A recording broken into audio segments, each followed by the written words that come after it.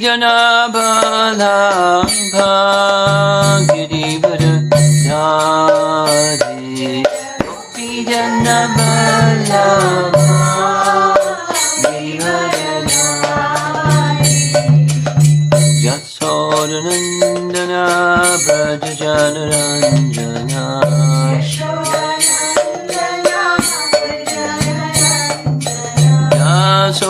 Jasodanandana Brajajana Ranjana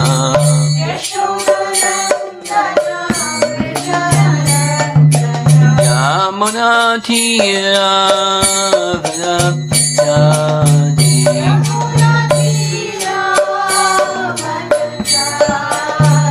Yamuna Tira Vanaptadi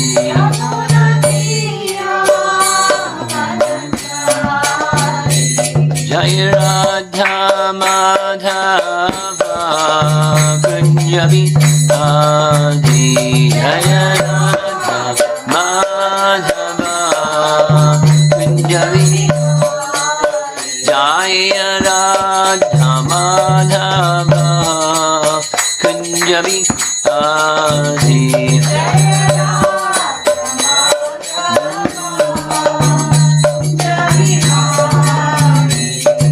Gopi Jana Bala Girivara Dhari Gopi Jana Bala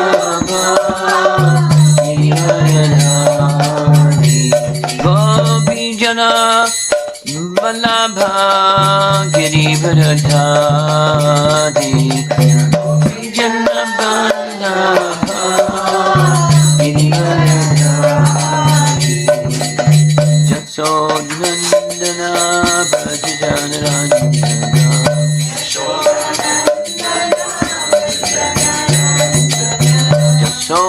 Jasodanandana Brajajana Ranjana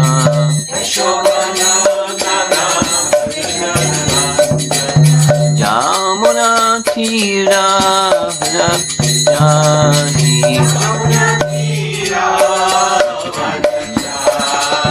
Yamuna Tira Vanaptadi Jaya Radha Madhava Kunjabi Adi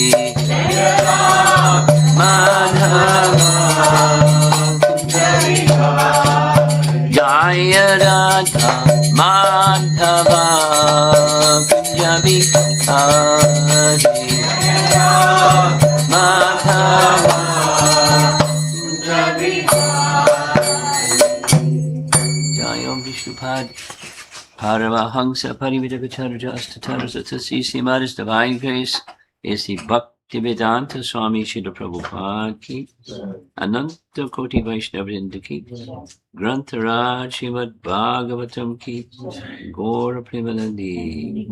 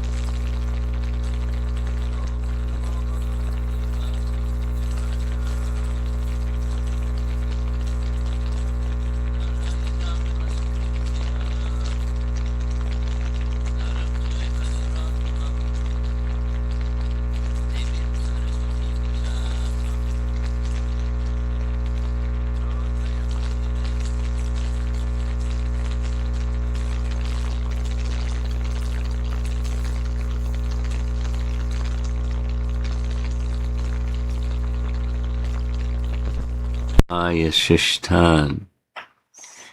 Yo soyam stati vyatikaro samya samaya trishtan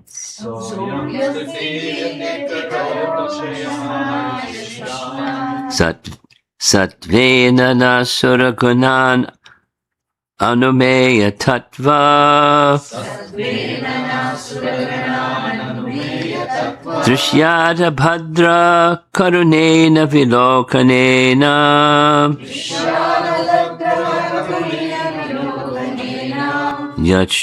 yachtri niketam amalam shipatavanta ravindam.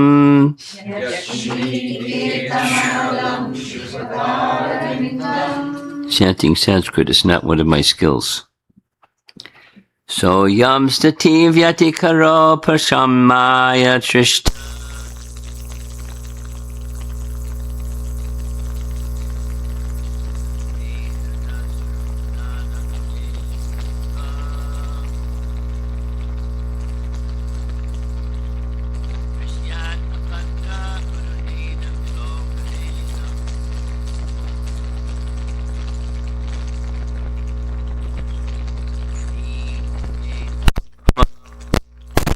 Shipatavaninta ravindam.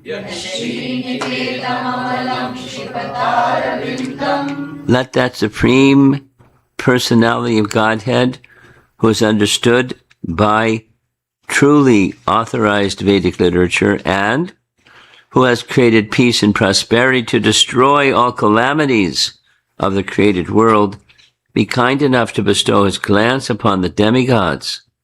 His merciful glance can supersede the beauty of the spotless lotus flower, which is the home of the goddess of fortune.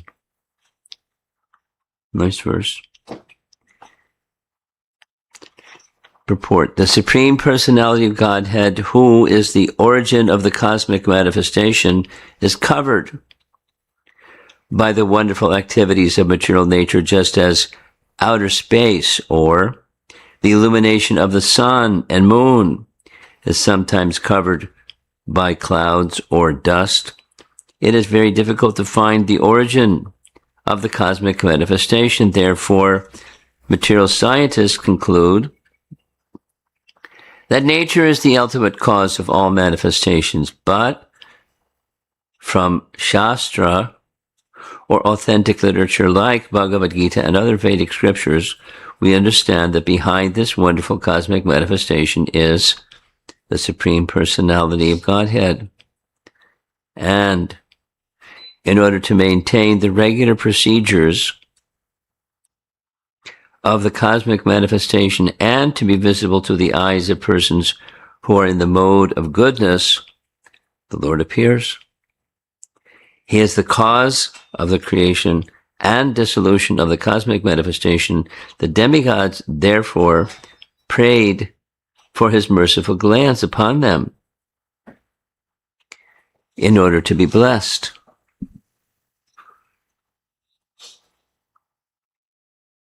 And then text 58. Evam suraganais tata Bhagavantav abhishtutao labdha valokayar yayatur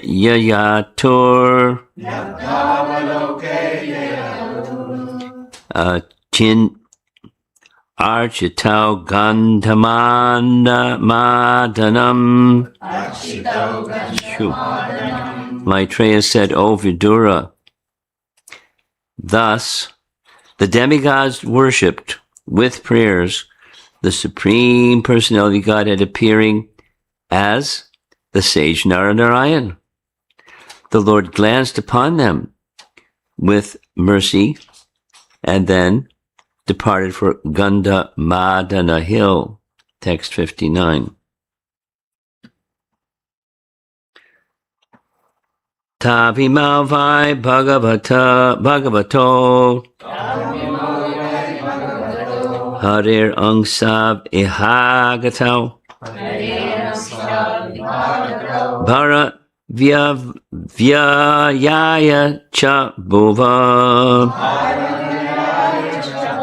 Krishna Yadu Kuru Dvahau.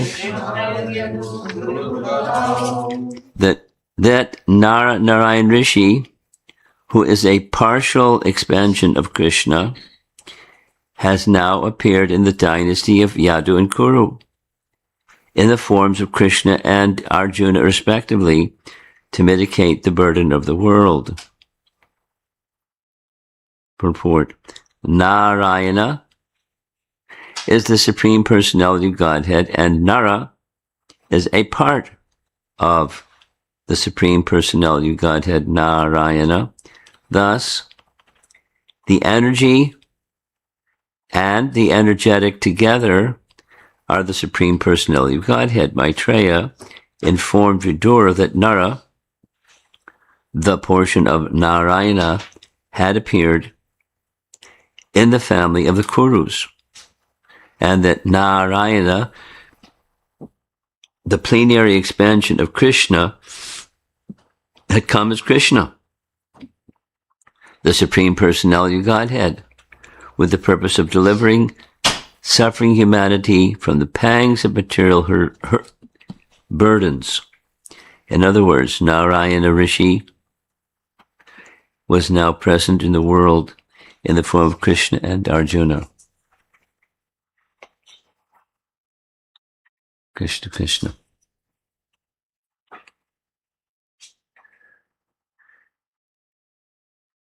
The title of the chapter, Genealogical Table of the Daughters of Manu.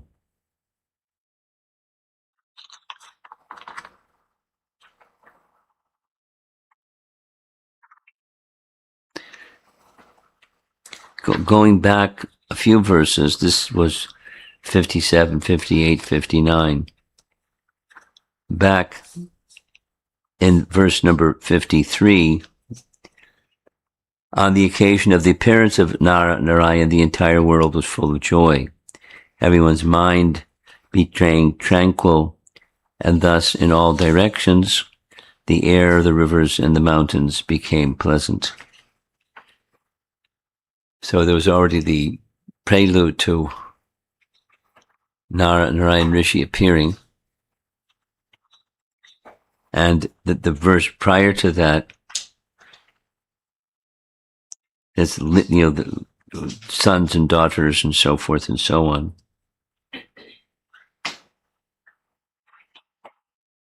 It's a long sentence. These 13 daughters produced the following sons. Gives the list of the sons.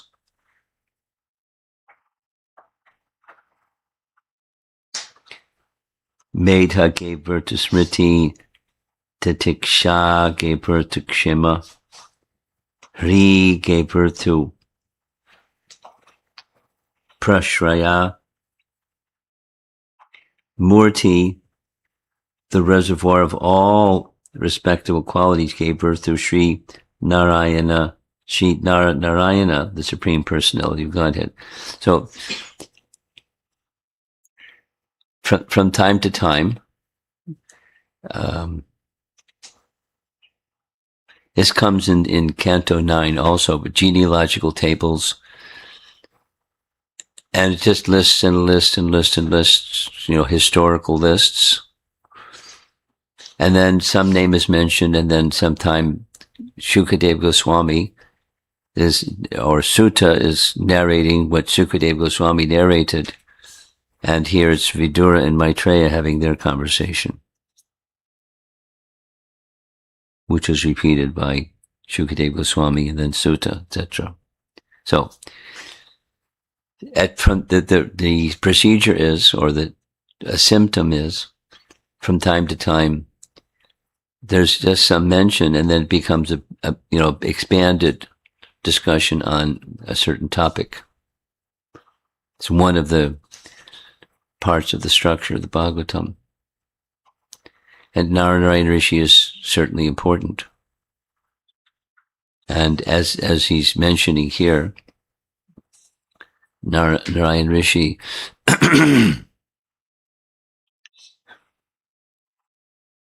is present in the current age, because there's Vidura, there's Maitreya, and it's their present age. And Narayana Rishi are present in this world as Krishna and Balaram. Excuse me, Krishna and Arjuna.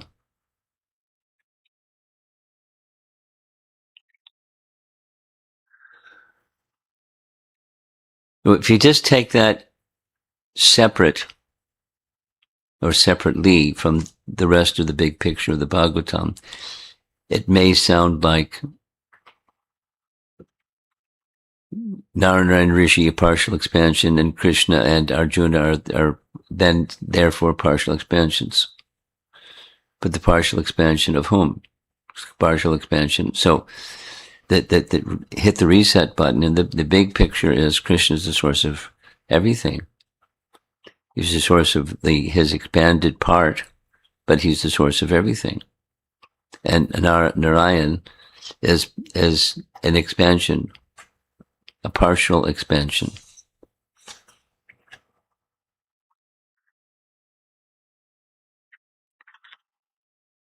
And then the text says, when they appeared, Narayan, everything became auspicious. In the heavenly planets, bands began to play, and they showered flowers from the sky. Thus pacified, sages chanted Vedic prayers, and the denizens of heaven, known as the Gandharvas and Kinnaras, sang. The beautiful damsels of the heavenly planets danced, and in this way, as the time of the appearance of Narayan, or at the time of the appearance of Narayan, all signs of good fortune were visible. Just at that time, the great demigods, like Brahma, also offered their respectful prayers. So that's what we were hearing. The prayers of the demigods to Narayan. And this genealogical table and all of this is Maitreya to Vidura.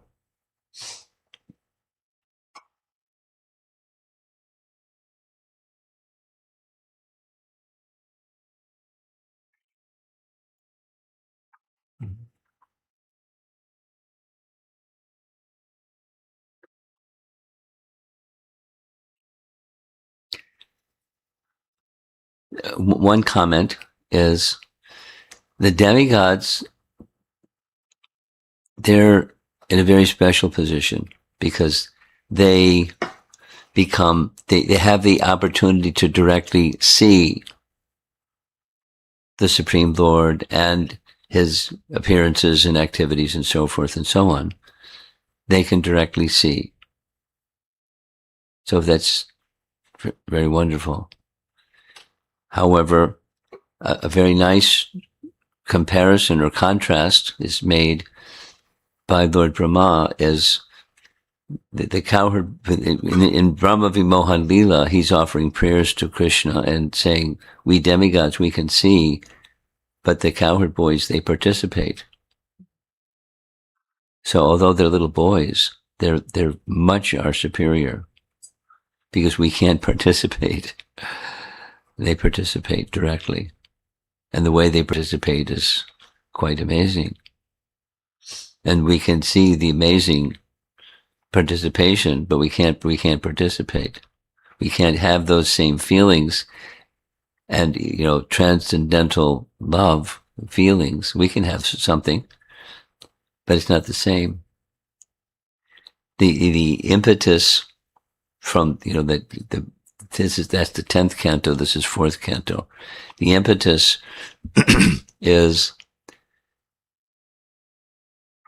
for those who are hearing Srimad Bhagavatam to appreciate the good fortune of not just the cowherd boys, but all the residents of Vrindavan directly participating in loving dealings. And all the residents, all the denizens of Vrindavan, whatever that might be. The water, the trees, the birds, the this and the that. How fortunate. Because they're directly in contact with Krishna and engaging according to their mood, their rasa. They have different exchanges.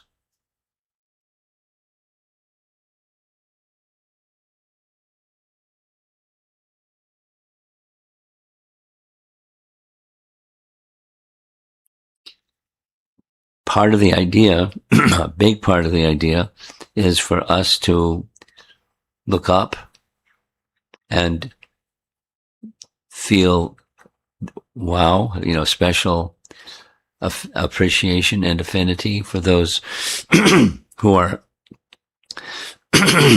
presently in association with the personality of Godhead.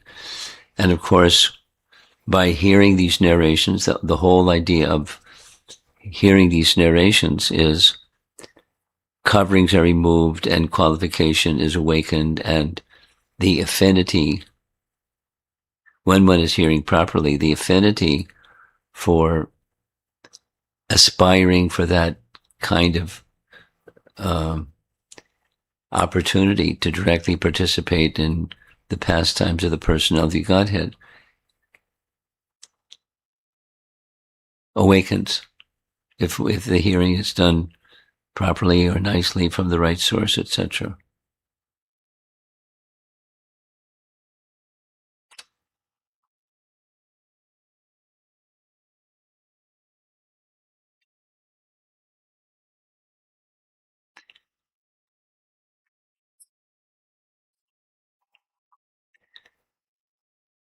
It's easy to for me. It's easy to appreciate.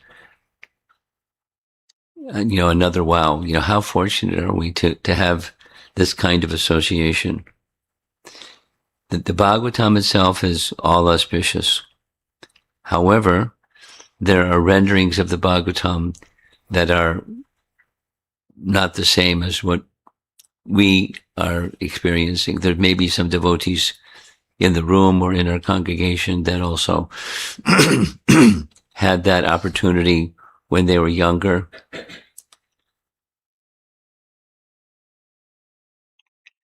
I'm looking at Juna Jivana, the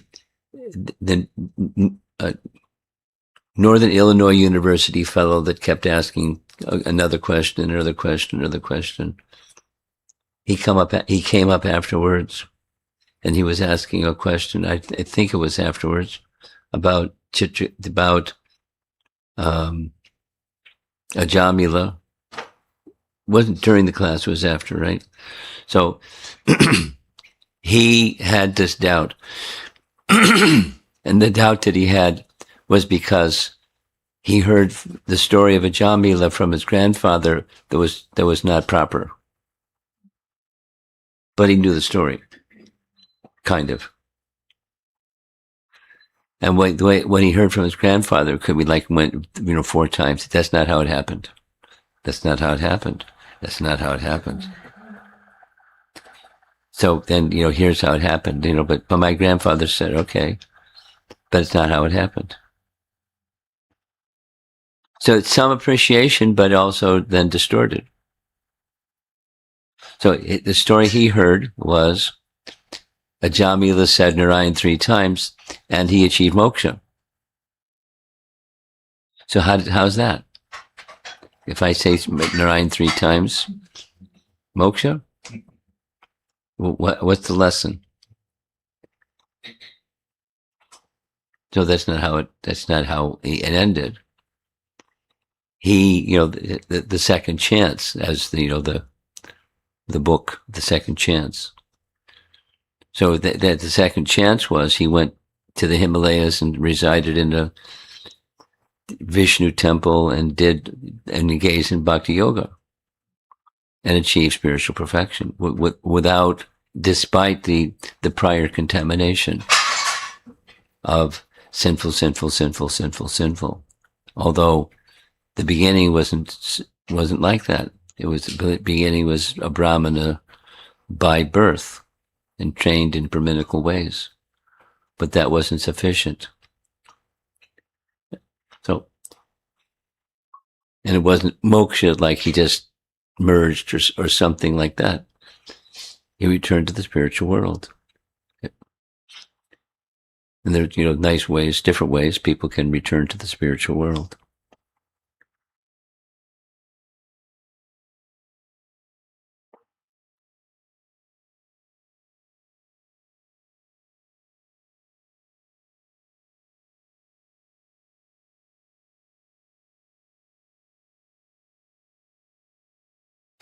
So how fortunate we are to hear from the right source. Not only the story is correct, instead of hearing from our grandfather, not hearing at all, that's another misfortune. But hearing it not properly narrated is another misfortune. And not only that, hearing in such a way that the potency is there to awaken affinity for the spiritual realm, for being an active participant in Krishna's pastimes. And the the method is the method of hearing.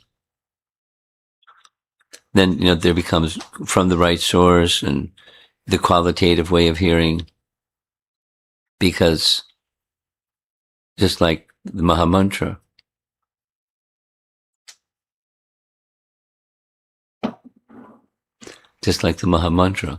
there's quantitative and then there's qualitative. Anyway, within Krishna's holy name, everything is there. And the realization of everything that's within Krishna, was within his holy name, is available, potentially. But then it depends on the qualitative way that one hears. Same, the Bhagavatam.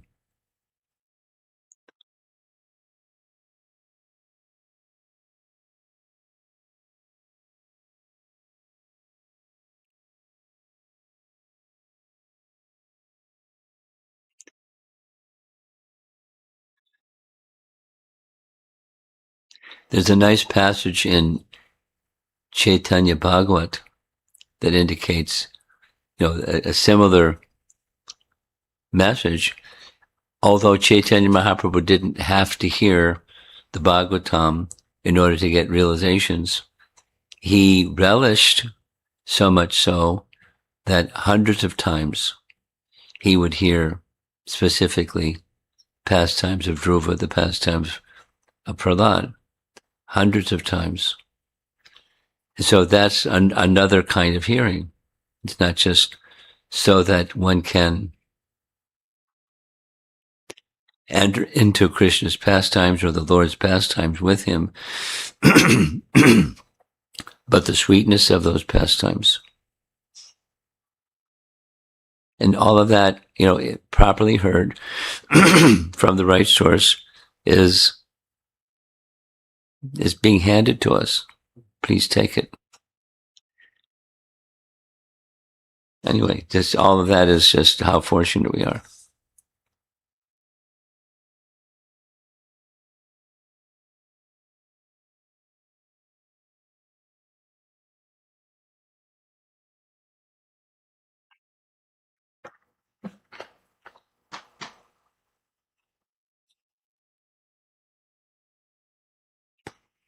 So we're going to read verse 57 again. This is the demigods offering their prayers to Narayan, because he's just appeared. Let that Supreme Personality of Godhead, who is understood by truly authorized Vedic literature and who has created peace and prosperity to destroy all calamities of the created world, be kind enough to bestow his glance upon the demigods. His merciful glance can supersede the beauty of the spotless lotus flower, which is the home of the goddess of fortune. So the language is fantastic. Their mood is fantastic. And just to repeat, they're observers. They're not participants.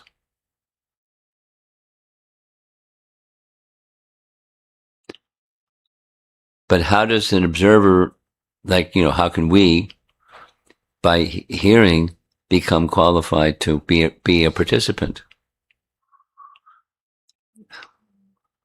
The channel or the method is pure devotional service.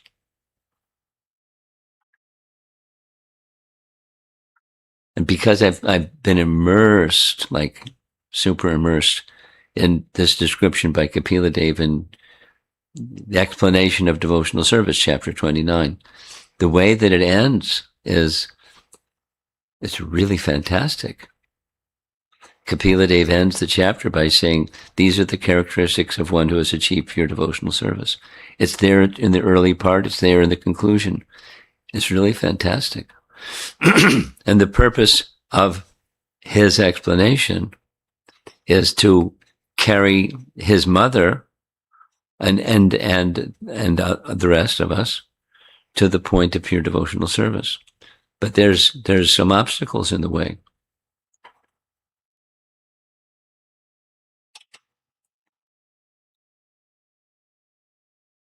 The major obstacle that's in the way, that's the main part of the chapter. What's going on with my voice?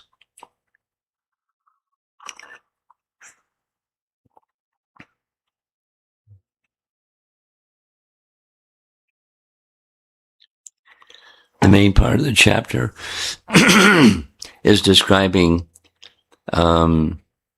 what those obstacles are and how to overcome those obstacles, and step by step come to where there's no obstacles anymore.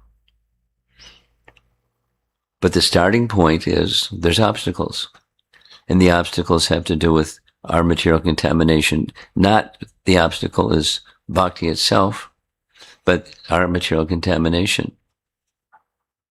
And then, so the fullness of bhakti doesn't come through. So the demigods are praying for a glance. Just like we heard yesterday evening. By Krishna's glance, the cowherd boys were brought back from the dead. No, there's some passages that describe they became unconscious, and others that they died. And then after they came back, they start wondering, what's going on? We died. And here we are. What happened? So whether it was died or unconscious, the glance of Krishna is powerful. The glance of Mahavishnu brings about the whole of the creation. Why the glance of Krishna can't take living entities, because they're living entities. And it doesn't say that they left their body and went somewhere else. These are Krishna's eternal associates.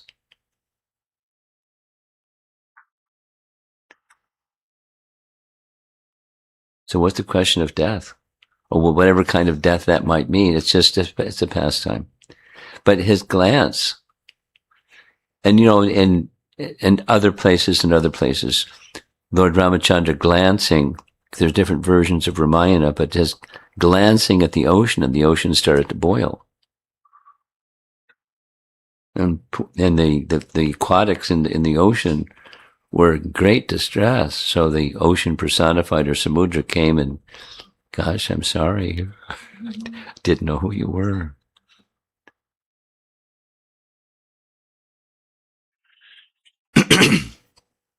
Contact with the personality of Godhead. Here the demigods are praying for his glance, his favorable glance.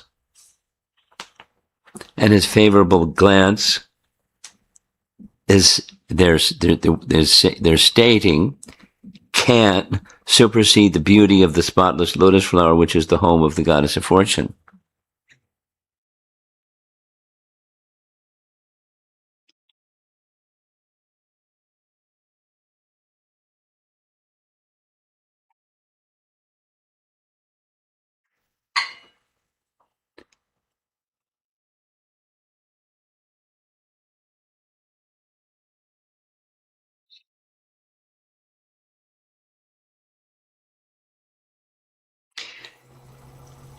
Yesterday we heard about the lotus feet. Any part of the Lord's body, Angani Yasya Sakalendriya Ritimanti, any part of his body can do what another part of his body can do. So his glands or his feet or whatever, dust from his feet, mercy particles, this Srimad Bhagavatam. Gosh. Srimad Bhagavatam is a way of those mercy particles coming to our ear just through sound. No, we may understand or not understand, but it's what's going on in any case.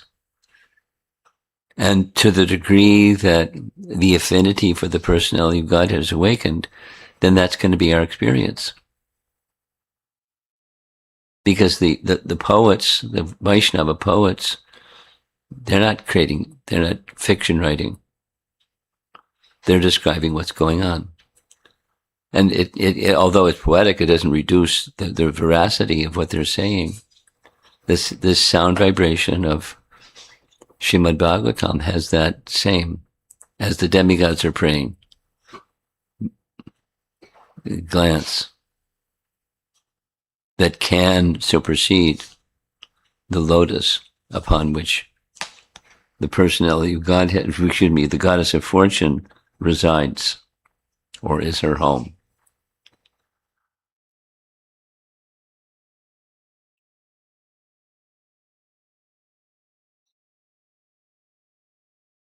It's nice to hear and meditate on what we're hearing, so it goes in. Otherwise, it's not so difficult to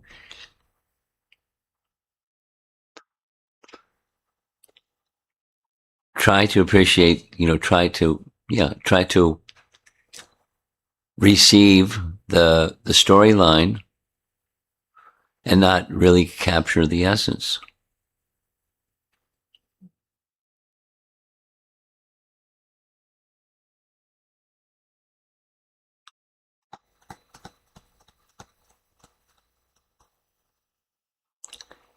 If there's devotees here that have not yet heard Radhika Raman's seminar on churning the topics of Shastra, please listen. One of the points that he makes is, there's many points. One of the points is when hearing or when reading or when contacting scripture, Srimad Bhagavatam in particular, try to appreciate not just transactional, that what am I going to get from this? Because that's part of what this weekend's presentation is going to also say. But what's the purpose? What's the intention of the author or the speaker or the compiler, Vyasadeva, Shukadeva Goswami? What is their intention? So like here, what's the intention? What's the purpose of hearing a genealogical table? It's information. But is it more than information? Particularly, like this structure. There's this list and list and list and list, and then Narayana, then there's a whole series of verses about Narayana. And, that genealogical table has of interest to us because in that line comes Narayana. And then hearing about Narayana. And hearing from the demigods about wishing to get his glance. And then, what's the intention behind the narrator? And here it's Maitreya,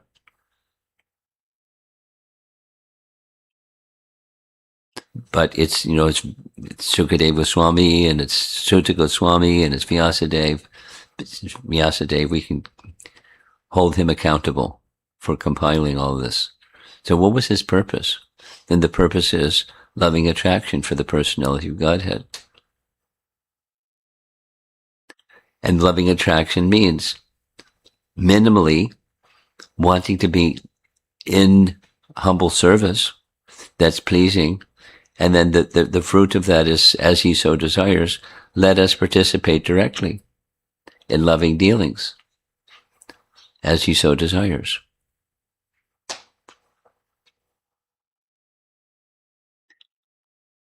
Now, it's good to keep the intention of the speaker in mind when hearing or reading or studying.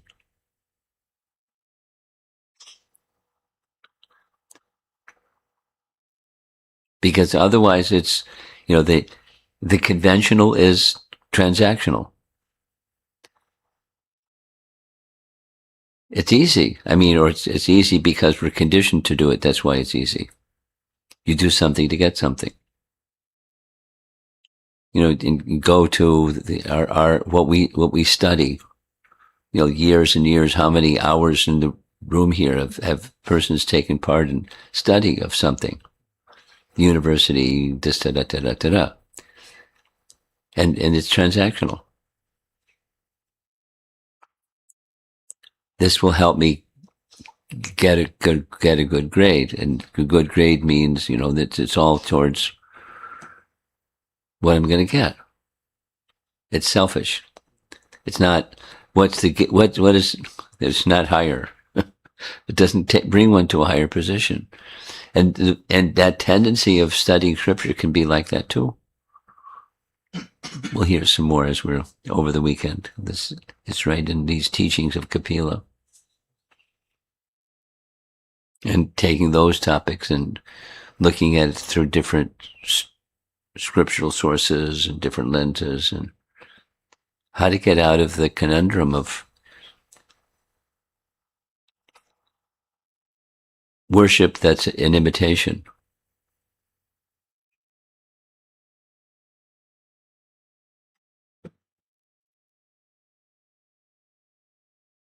Mad bhaktim labate param. It's a nice verse. It's all over the place, and it's easy to not catch it. Brahmabhuta prasanatma nasochati nakangsati samaksarveshu bhutishu mad bhaktim labate param. That which is not imitation is where it's Brahmabhuta stage. Say it negatively. Prior, it's imitation. Imitation is not bad. A child can imitate mom and dad to, do devotional service, and it's nice.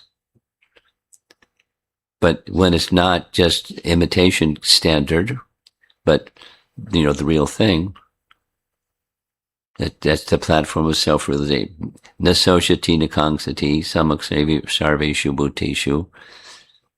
That's Kapila's message. Mad bhaktim. Then devotional service begins. Wow. So what are we doing?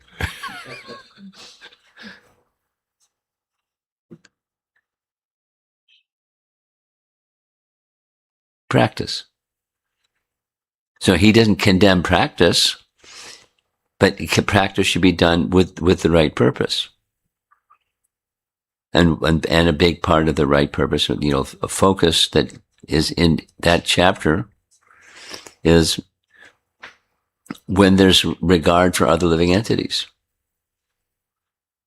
as the sitting place of the same deity that was being worshipped on the altar.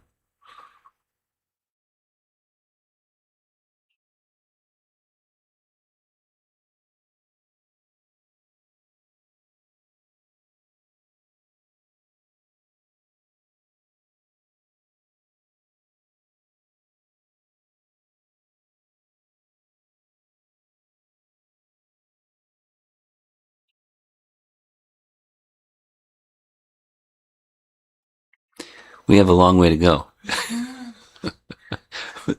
We're in a good place. It's being the recipients of the Goswamis and the Bhagavatam and the right understanding and not the wrong understanding or not so many other options. But we have a long way to go.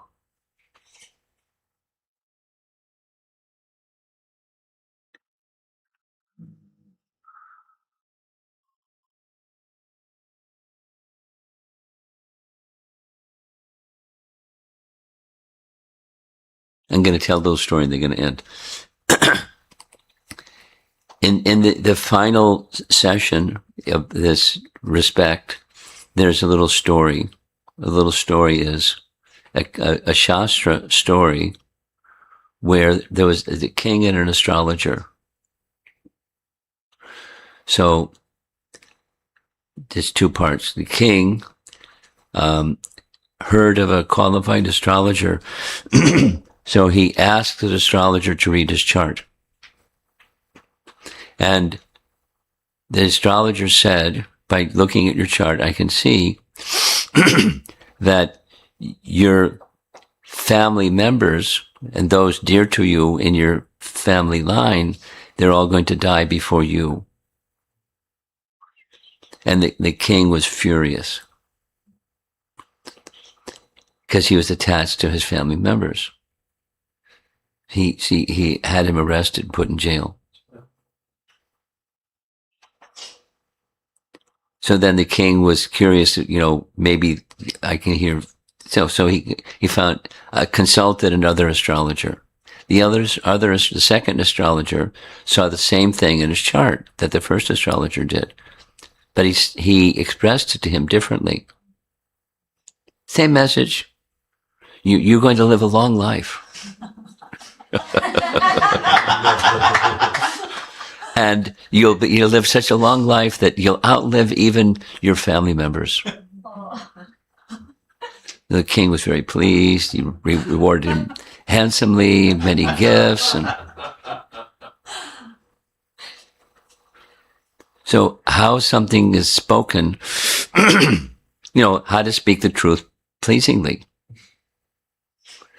It's certainly in Bhagavad Gita chapter 17, but it's in other places, and where the sensitivity of the other person is being considered, and that's what guides what one says and does.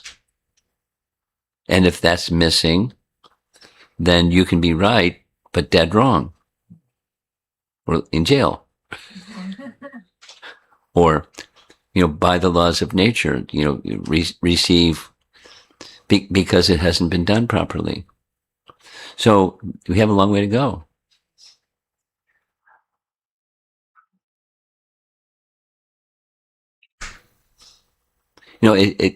This topic, when I just spoke at this seminar that you've been teaching, empathic communication, it's the same thing, just said differently.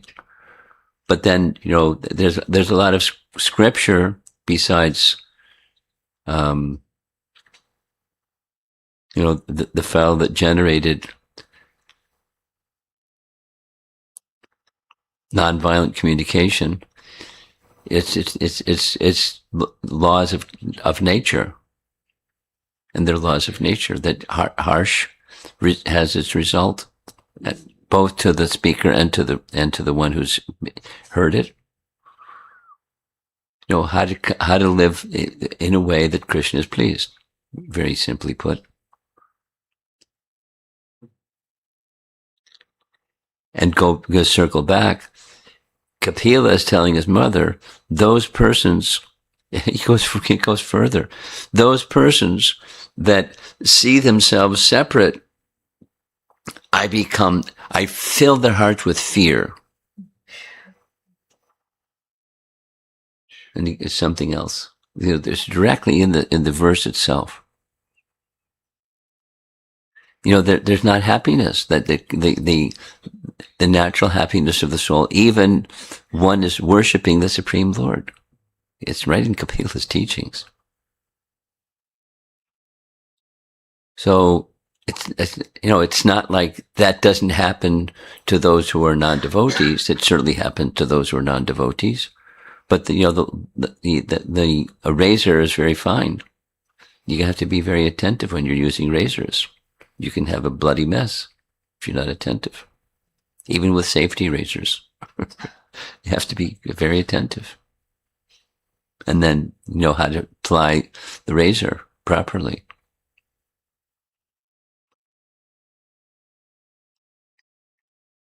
It's not like scare tactic. It's just how to get from where we are to where we want to go. And then that destination is super fantastic. It's where we want to go.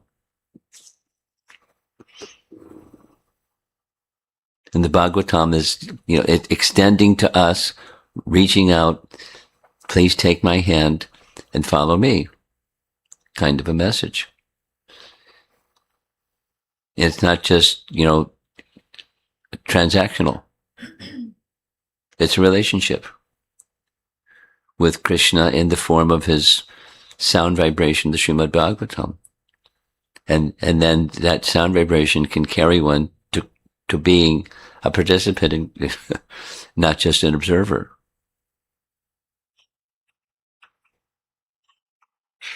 But it takes some purification.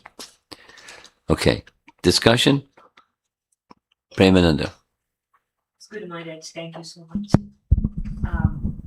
About this transactional way of doing things. The transactional way of doing things. Actually, that word did not come to my mind, but exactly that is what I was thinking so much in the past few weeks when I was traveling, and from what I have learned. I was wondering, like people like us, most of us sitting here, with the exception of Prabhu, we are all from the Indian families, and we have certain cultural backgrounds, and it has its advantage that we grew up in devotional families, and there is something which has nurtured us that, for most of us, faith is not at all the issue. It is about, along with the fact that many of us are sent to colleges and trained in certain ways, and we have certain type of an intelligence, which I am seeing, looking at myself or looking at anyone with whom I'm friends with, even after having come to the platform of spiritual practice to some extent, some purposefully, somehow or other by the association.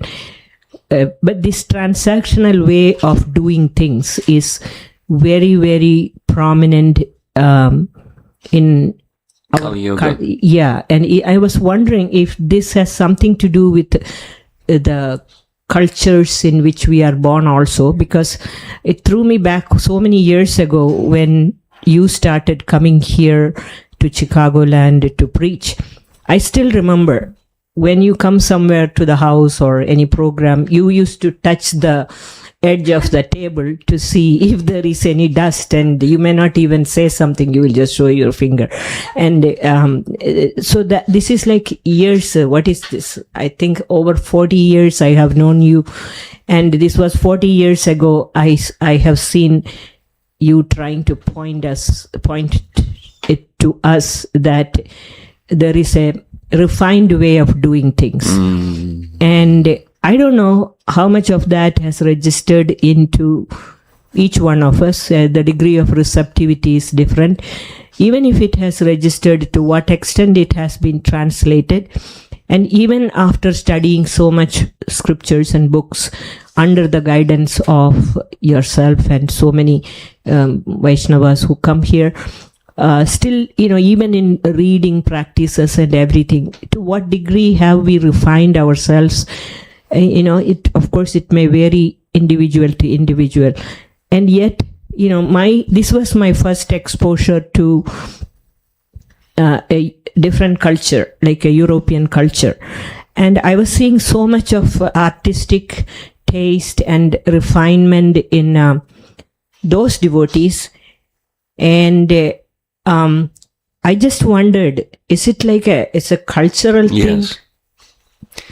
There's several thoughts.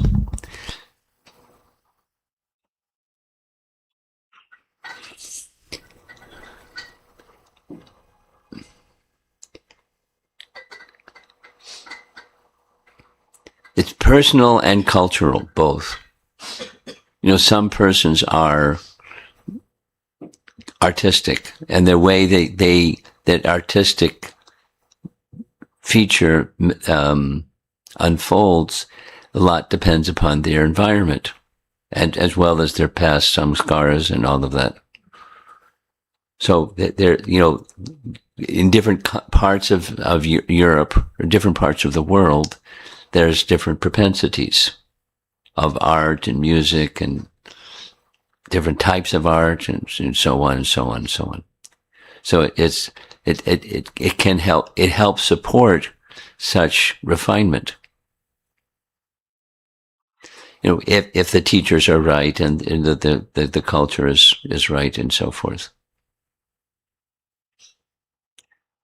And then the opposite.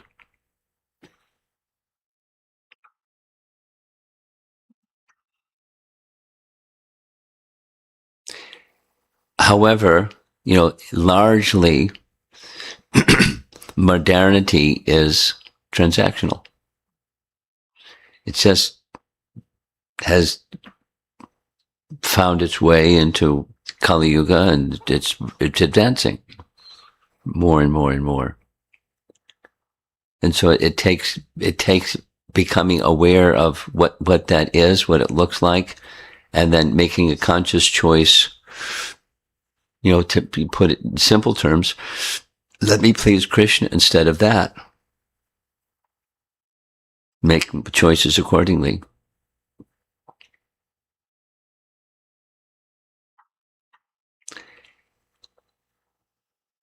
And depending upon, but just,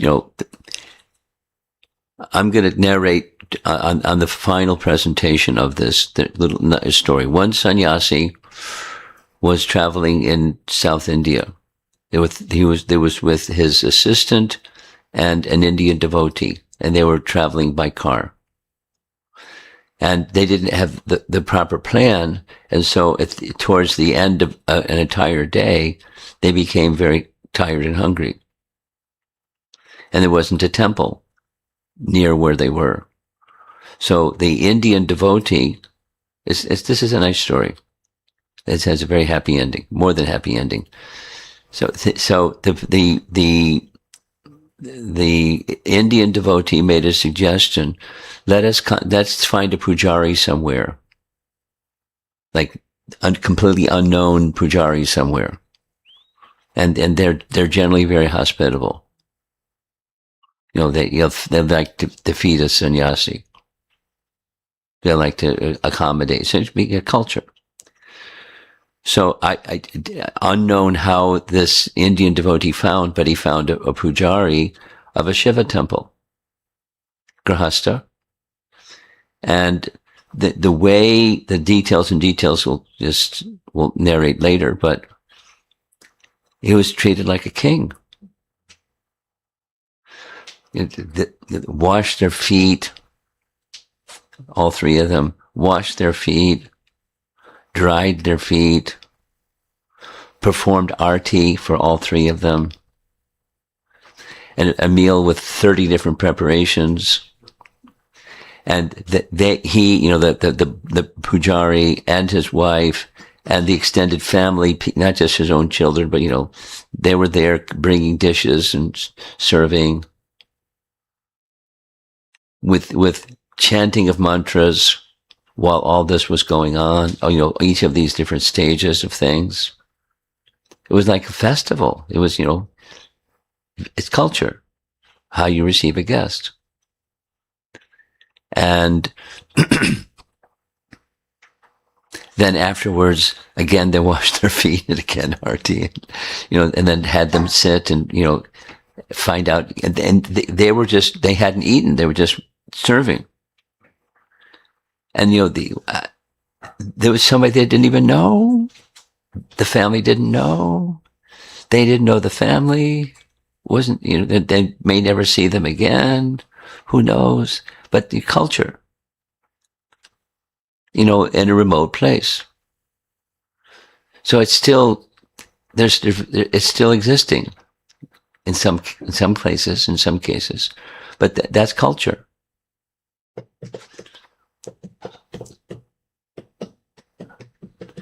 And how did the devotees feel? Oh, and then they gave some gifts. Money and some other items, just because that's part of it's part of culture. They would never see that. So,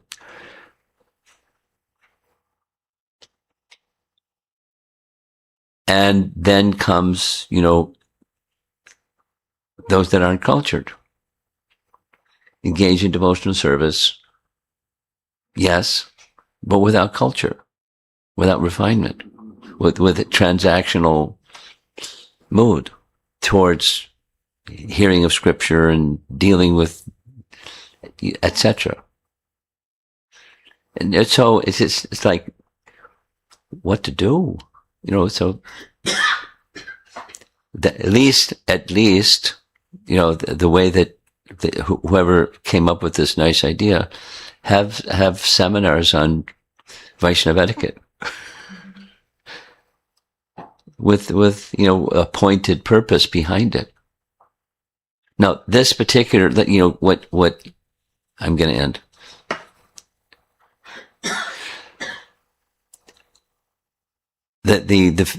I'm eager to hear because I know that Urmila is very thoughtful. She really prepares. She's planning, she's probably going to end up writing a book on the topic that she's going to speak about, because she's so comprehensive and thorough. So I'm sure that, that the experience for those that participate is going to be impactful, probably memorable, but help us become persons of more refined etiquette than normal. It's the notion is nice. Then what's the reality? We'll see what happens. Yeah, go ahead. I was thinking I may sound like a racist because again repeating that we Indian people we have this cultural advantage, definitely. Yes. And, definitely. But if the cultural advantage is something really nice, and it really is congenial for having a spiritual life. But it will not work. I felt really deep within my heart that without refinement, we are not going to go anywhere. And maybe, to some extent, but you will never be able to. Something. So there is so much to be learned from other people. And so while we are in the habit of going through this routine, the motion of doing things, and particularly in DT department, and what to speak about study of scriptures. And you talked about Radhika Raman Prabhu's classes on studying the scriptures. So there is so many different aspects in the practice of spiritual life which requires fine-tuning. And you have been telling this for 40 plus years. And the progress, probably what we have made is probably like so tiny. And, I'm looking at myself only. It was really an eye-opening experience for me to think about this. And I was so much wanting to share it, at least in our Pujari department. That's where I can begin. But I mean, I myself, I'm not anywhere, but still I feel that, there is so much that we can learn even in this world, the way people coming from different cultures, what they bring, certain values, so that how do we, seminars is one way, but I was just wondering, how do we share that with everyone around us, that just don't go through life like a bull in a china shop, crashing everything, rather than take some little bit of a time and pause and introspect and do it in a nice way, even in a temple setting.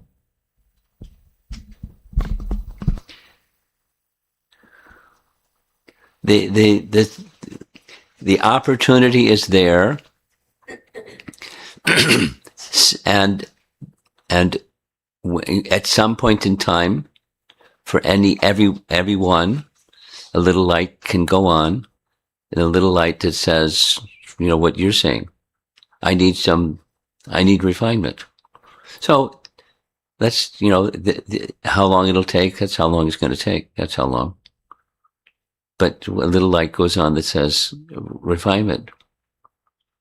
And then, alignment with the proper standard. And I'm not there yet. So,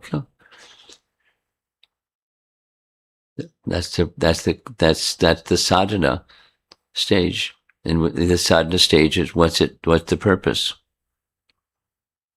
And if I just do sadhana, I'm not meditating on or aspiring for what the purpose of sadhana is. It's going to be really slow. Okay. Something else. Yeah. Guru Maharaj, there was a sentence in the purport, the last one that you read, that sparked a series of thoughts. Prabhupada said that the plenary expansion of Krishna had come as Krishna with the purpose of delivering suffering humanity from the pangs of material burdens.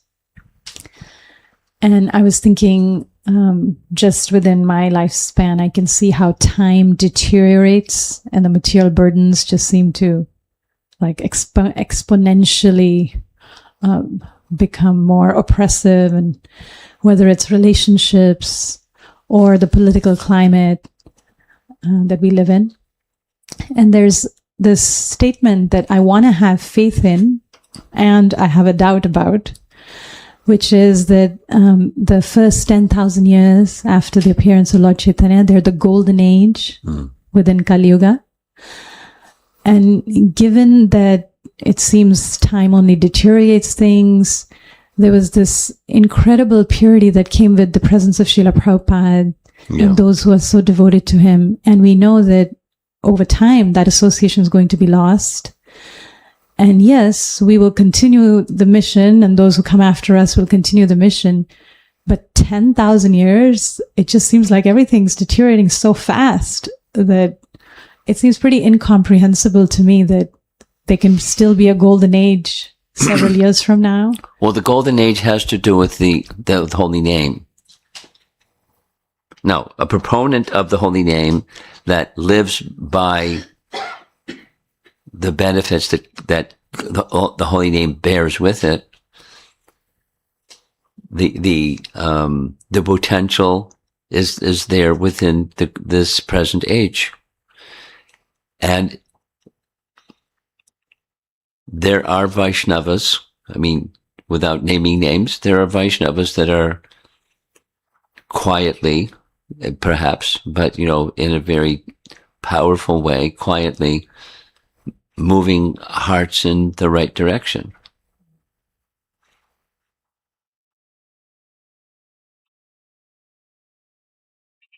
So and then on the strength of the holy name and the reciprocation that comes from proper hearing of the scripture along with chanting of the holy name and then worship.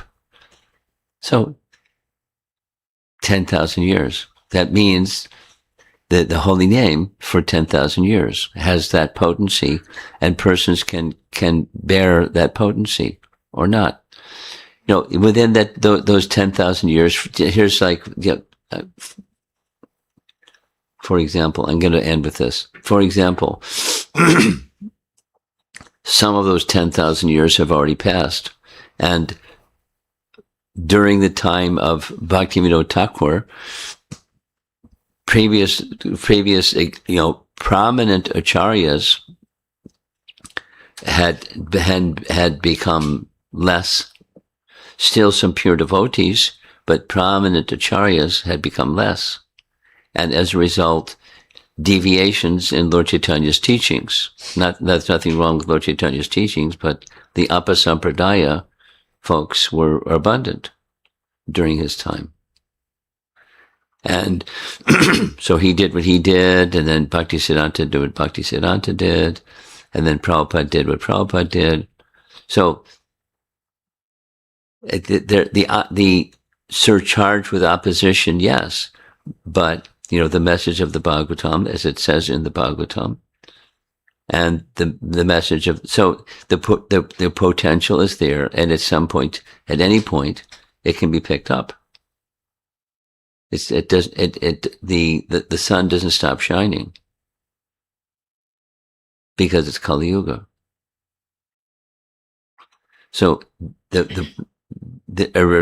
proper receiver can make it manifest. Okay. I'm going to end. Srila Prabhupada ki Jai.